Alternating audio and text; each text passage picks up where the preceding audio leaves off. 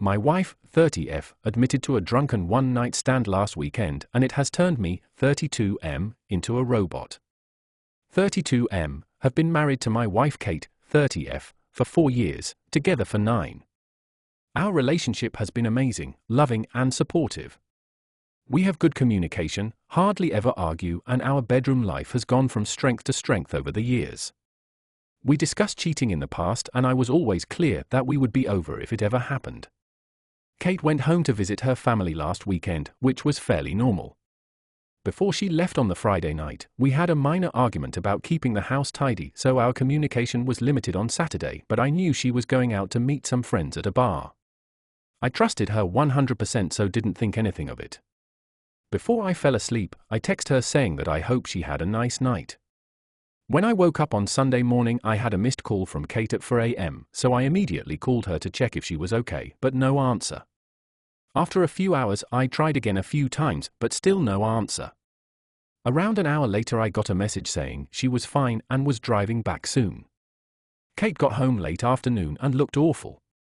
She had clearly been crying, was not wearing any makeup, unusual for her, and looked like a shell of a person. I knew right away something was wrong, but she wouldn't let me hug her and would barely speak.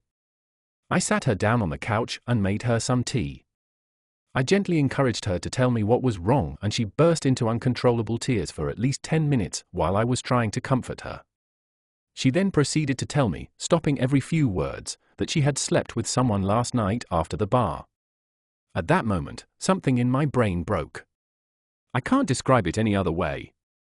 I immediately got up and jumped in my car and drove off. I went to a park and walked around it for about an hour. Kate was calling my phone constantly, and I turned it off. When I got home, I grabbed 2 suitcases from the garage and went to our bedroom. I threw some of Kate's clothes and shoes into them and left them by the front door. Kate was lying on the floor in the living room, curled up into a ball sobbing.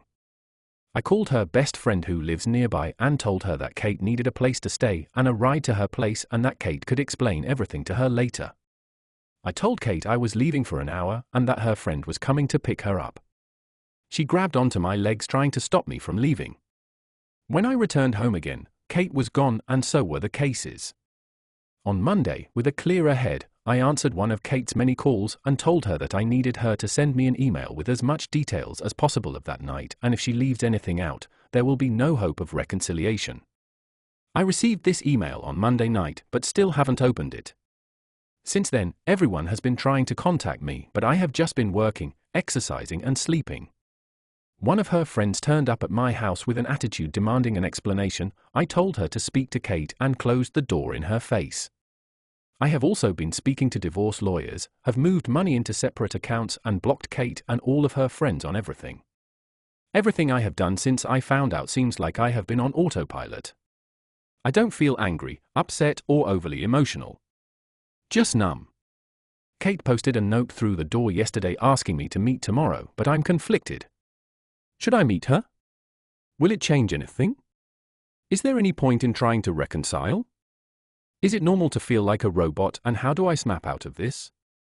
Edit, I just want to add that when I came home the first time, Kate confirmed it was consensual. She was drunk but knew what she was doing.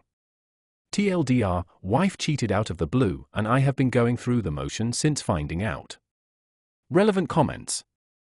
Commenter 1, hey, I am really sorry. I will speak from experience. Being numb, after finding out, was one of the main feelings that you will have. And it's totally okay to take a pause for as long as you need before you make a single decision. Need months? Take months. You don't owe anybody anything at this moment. And good job setting up boundaries. Regarding whether to read that email or not, think about it before doing so. Generally, there are 2 types of people, the ones that want to know as less info as possible and the ones that want to know every single detail there is. How it felt, how and what they have done. I, personally, did want to know every detail. I would say it helped me. Definitely caused me to imagine how it happened many times. Sometimes I wonder if I would be better of not knowing. She does seem remorseful, she did admit it herself and as soon as she could in person. This will ruin things, big time, magic will be forever gone, I promise you. 100% trust will never be back again, but 90 to 95% is possible. But there will always be that doubt in your head every time she will leave the house. You can definitely live with it, you can become stronger as a couple even in some areas. That's all possible and will tremendously depend on her, the work she is ready to do, but unfortunately for you, you will have to do a lot of work too. It will seem unfair, but that's a reality. We all said that we will never forgive infidelity. But I tried staying, I stayed for 1.5 years. Did the work, read the books, watched videos, did a lot of talking, etc. I personally couldn't get over it. My psychotherapist said that everybody takes it differently, some can live with it, some cannot. I took it as 10 out of 10. It made me shell of a person for those 1.5 years. It affected my next relationship. If you can take it, if you can do the work, if you know she will give you the compassion and understanding, that she is ready to do anything to help you, it might be possible. But keep in mind that post-infidelity relationship is very different and have very different rules.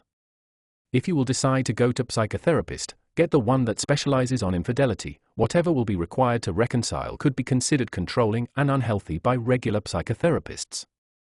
I hope you the best, my friend. Commenter 2, if you have someone you trust, I recommend that you spend as much time as possible. You say that right now you don't feel anything, but sooner or later the feelings are going to hit you, and if you keep all that in it will be worse. Update: after reading your comments, I decided to meet with Kate but not read the email. Kate came to the house yesterday, and when I opened the door she looked terrible. She tried to hug me and started mumbling apologies, but I stopped her and we sat down to talk. I started by telling Kate that I would be recording the audio of the conversation and she agreed. I then asked her to explain what happened and told her that I haven't read the email she sent. Kate said she had been at the bar with two friends I know and like both of them, and told me what she had to drink. I was surprised at how little she drank because it was the same amount we would normally drink when going for dinner, a few glasses of wine and a cocktail. She admitted she was only slightly tipsy. One of her friends, Sarah, has a younger brother, Max, 27M, who came to pick them up around midnight. It's a running joke in their group that Max has had major crush on Kate since high school, and I had heard them joke about this. The four of them went to get some food and Max then dropped each one off until it was just him and Kate. Kate said she didn't want him to drive the 20 minutes to her parents' place after working all day, so would just order an Uber from his apartment. She went into his apartment to order the Uber but couldn't get one. Max suggested she should crash in his bed and he would take the sofa, he would then drop her off in the morning. Kate refused and continued to try to find an Uber. They were sitting on Max's bed and he kissed her. She kissed him back and they ended up having sex. She confirmed again that it was consensual. After that she broke down crying from guilt and Max took her home. She cried for another hour, then tried to call me to tell me what she had done. We had to stop a number of times because Kate kept breaking down and crying hysterically. She told me it was a huge mistake, she got caught up in the moment, it was terrible, she only loves me blah blah blah. After she was done, I told her that her story didn't make sense, but it didn't matter at this stage because I was done. This caused another breakdown. I told her I was going to continue with the divorce preparations, but for the next month we would be separated with no contact. I also told her that we would both remain faithful, would get a full STD panel, and she would tell our mutual friends and family what happened. If she sticks to these conditions, I would be willing to meet again to see if there was any way forward other than divorce. She enthusiastically agreed to this, but made it clear that she did not expect me to stay faithful to her. I know many of you will criticize this decision, but I need to be sure that divorce is the right option after I have had time to process everything that has happened. I am still 99% sure that is where we are heading, but I need to be 100% certain. Edit, just to clarify because many of you seem to be focusing on this point. I've had mutual friends and my wife's family send me nasty messages, turn up at my house, etc. because according to Kate, I kicked her out over an argument. My request was that Kate tells them it's because she has been unfaithful, not a full rundown of everything that happened. TLDR, heard the story, don't believe it, but will slow down the divorce process to see if there is any hope for the future.